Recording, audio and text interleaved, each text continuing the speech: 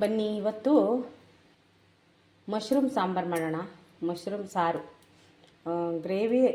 ಗ್ರೇವಿಗಿಂತ ಒಂಥರ ಸಾರು, ಅನ್ನಕ್ಕೆ, ಮುದ್ದೆಗೆ, ರೊಟ್ಟಿಗೆ, ಚಪಾತಿಗೆ ಎಲ್ಲದಕ್ಕೂ ಆಗೋವಂಥದ್ದು ಮಾಡ್ತಾಯಿದ್ದೀನಿ. ಏನು ಹಾಕ್ಕೊಂಡಿದ್ದೀನಿ ಅಂದರೆ, ನಾನು ಇದಕ್ಕೆ ಇವಾಗ ನೋಡಿ, ಇಲ್ಲಿ ಶುಂಠಿ, ಬೆಳ್ಳುಳ್ಳಿ, ಈರುಳ್ಳಿ, ಟೊಮೊಟೊ, ಕೊತ್ತಂಬರಿ ಸೊಪ್ಪು, ಧನಿಯಾ, ಜೀರಿಗೆ, ಆಮೇಲೆ ಕಾಳು ಮೆಣಸು, ಆಮೇಲೆ ತೆಂಗಿನಕಾಯಿ, ಸ್ವಲ್ಪ ಖಾರದ ಪುಡಿ ಎಲ್ಲವನ್ನು ಸ್ವಲ್ಪ ಎಣ್ಣೆಯಲ್ಲಿ ಫ್ರೈ ಮಾಡ್ಕೊಂಡಿದ್ದೆ. ಅಂದರೆ ಖಾರದ ಪುಡಿ ಲಾಸ್ಟಿಗೆ ಹಾಕಿದ್ದೀನಿ. ಹಾಕಿಬಿಟ್ಟು ಲಾಸ್ಟಿಗೆ ಇಳಿಸ್ಬೇಕಾದ್ರೆ ಖಾರದ ಪುಡಿ ಹಾಕೋದು, ಅಂದರೆ ಅಚ್ಚ ಖಾರದ ಪುಡಿ.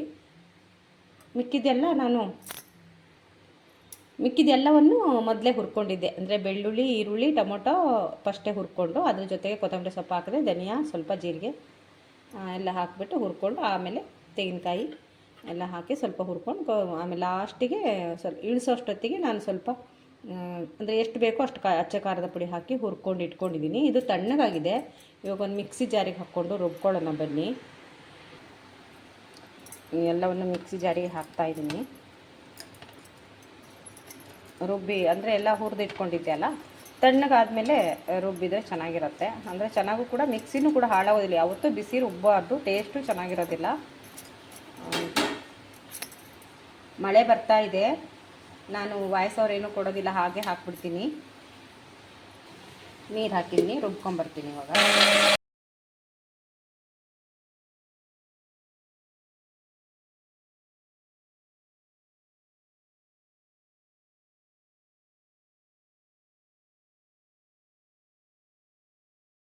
ನೋಡಿ, ಈ ಥರ ಸಣ್ಣ ಸಣ್ಣದಾಗಿ ಹೆಚ್ಕೊಳ್ಳೋಣ.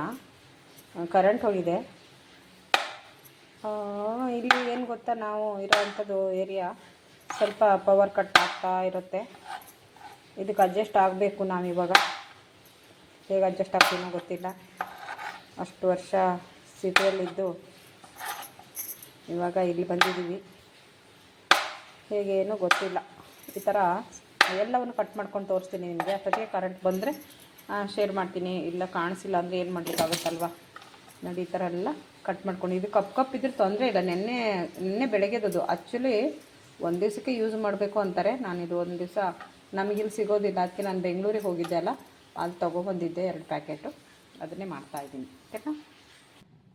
ಇವಾಗ ಒಂದು ಪಾತ್ರೆ ಇಟ್ಟು, ಕರೆಂಟ್ ಹೋಗಿದೆ, ನಾನು ಸ್ವಲ್ಪ ಆಯಿಲ್ ಹಾಕ್ತಿದ್ದೀನಿ. ಇದು ಕೊಬ್ಬರಿ ಎಣ್ಣೆ ನಾನು ಬಳಸೋದು.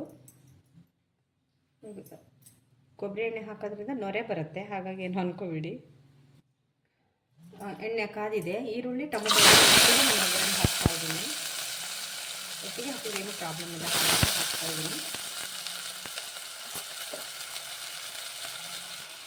ಹಾಗೆ ಸ್ವಲ್ಪ ಫ್ರೈ ಮಾಡ್ಕೊಳ್ಳೋಣ. ಸ್ವಲ್ಪ ಬಾಡೋಕ್ಕೋಸ್ಕರ ಒಂದು ಸ್ವಲ್ಪ ಉಪ್ಪು ಹಾಕ್ಕೊಳ್ಳೋಣ. ಹಾಗೆ ಸ್ವಲ್ಪ ಅರಿಶಿನ ಪುಡಿ ಹಾಕ್ತಾಯಿದ್ದೀನಿ. ನಾನು ಮರ್ತ್ಕೊಂಡ್ಬಿಟ್ಟಿದ್ದೆ, ಇದು ಅರಿಶಿನ ಪುಡಿ ಹಾಕಲಿಲ್ಲ ಮಸಾಲೆಗೆ, ಹಾಗಾಗಿ ಅರಿಶಿನ ಪುಡಿ ಹಾಕಲೇಬೇಕು. ಆ್ಯಂಟಿಬಯೋಟಿಕ್ ಅಲ್ವಾ ಅದು. ಅದೇ ಅದ್ರ ಜೊತೆಗೆ ಅಲ್ಲಾಡ್ತಾ ಇದೆ ನೋಡಿ.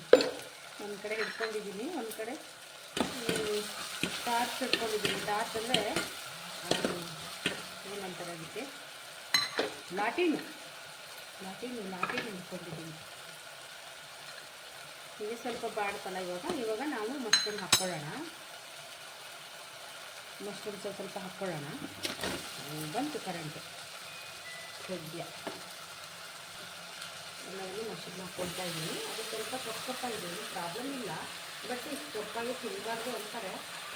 ಗೊತ್ತಿಲ್ಲ ನನಗೆ ಫಸ್ಟು. ಅಂದರೆ ಈ ಥರದ್ದು ತಿಂತಿರೋದು ನಮ್ಮದು ಕಾಡಲ್ಲೇ ಸಿಗೋತ್ತಲ್ವ, ಅದೇ ತಿನ್ನೋದು ಜಾಸ್ತಿ. ನಾವು ಅದನ್ನೇ ಉಪಯೋಗಿಸೋದು ಜಾಸ್ತಿ. ಬಟ್ ಇವಾಗ ನಮಗೆ ಇಲ್ಲಿ ಸಿಗ್ತಾ ಇಲ್ಲ. ನಾವು ಮೊದಲೇ ಊರಲ್ಲಿದ್ವಲ್ಲ, ಅಲ್ಲಿ ಸಿಕ್ತಿತ್ತು. ನಮ್ಮ ಸ್ವಂತ ಊರಲ್ಲಿ ಸಿಕ್ತಿತ್ತು. ಸ್ವಲ್ಪ ಡ್ರೈ ಮಾಡ್ಕೊಳ್ಳೋಣ. ಇವಾಗ ಬಾಡಬೇಕು. ಅಂದರೆ ಎಲ್ಲ ಮಶ್ರೂಮ್ ಎಲ್ಲ ಸ್ವಲ್ಪ ಡ್ರೈ ಆಗಲಿ. ನಾನು ಬಟ್ಟೆನೂ ಇಟ್ಕೊಂಡಿದ್ದೀನಿ, ನನ್ನ ಕೈ ಸುಡುತ್ತೆ ಅಂತ.